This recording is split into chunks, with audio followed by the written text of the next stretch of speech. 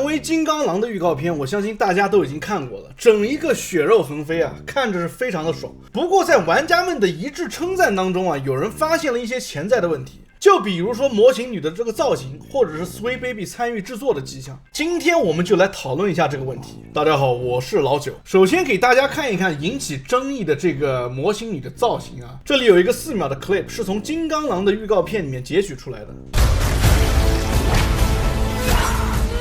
大家觉得这一版模型女的造型怎么样？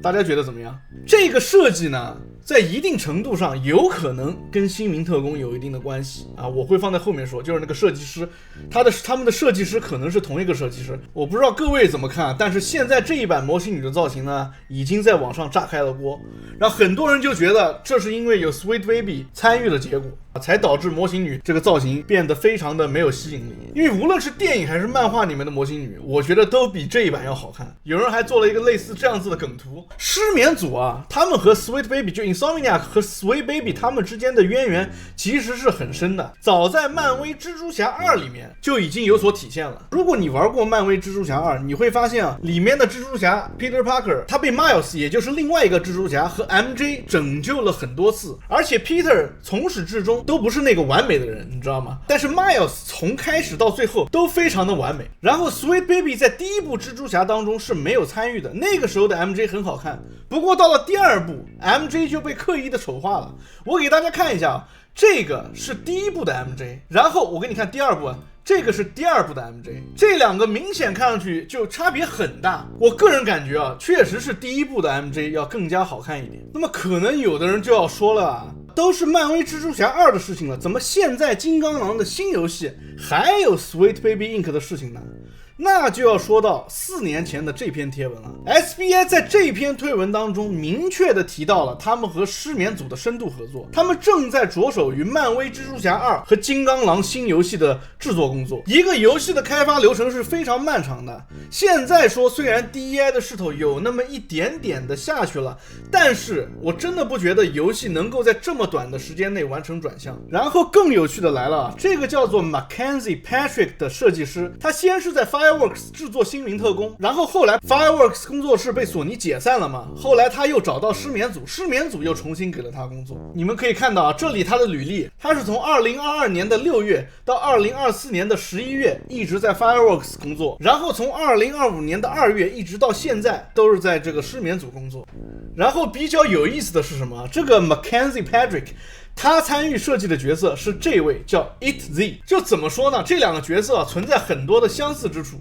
就比如都是蓝色皮肤啊，红色紫色的头发，类似猫的眼睛这种。当然没有直接的证据，但是这只是我在网上看到的一些别人的推测，我觉得有一定的道理，所以分享给大家。其实我挺困惑的，因为新民特工的奇葩角色设计是他失败的原因之一，为什么同样是索尼旗下的工作室，失眠组就还要招这个人呢？我有点想不通啊，就是你已经知道了他是一个失败游戏的创作者，你还要把他收到旗下。我能想到的原因只有一个，根据之前索尼漫威蜘蛛侠2里面对 Peter Parker 也就是蜘蛛侠还有 MJ 的这些修改，失眠组可能很大程度上其实也已经被这些进步人士给渗透了。我感觉索尼这几年似乎所有旗下的工作室都是这个德性啊。你看 Intergalactic 对吧，就是顽皮狗那个秃子女主角，我就不用多说了吧，大家都知道很有名的一个典型。羊蹄山战鬼女主角是个跨性别，而且 Sucker Punch 整个开发团队的这个氛围是什么样的，我之前做的视频里面也有提到，也是非常的明显。加上失眠组新的模型女的造型，我感觉索尼真的已经全面沦陷了。 But don't get me wrong， 金刚狼的这个预告片非常的好看，非常的爽，那血丝拉呼的真的没话说，金刚狼本身的那种感觉确实有体现出来。但是我现在担心的是什么呢？我现在担心的就是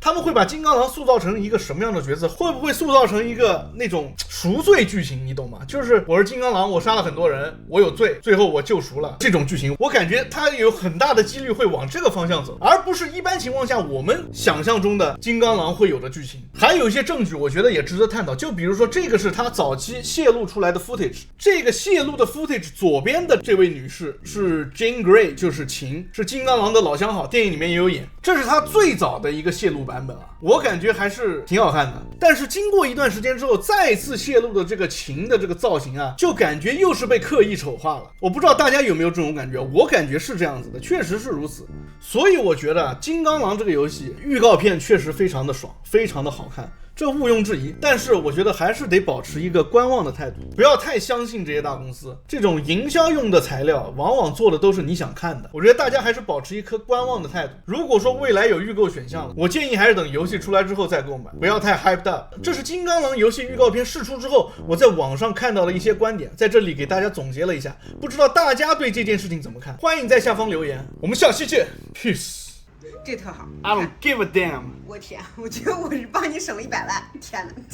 特好特好，你看你自己看。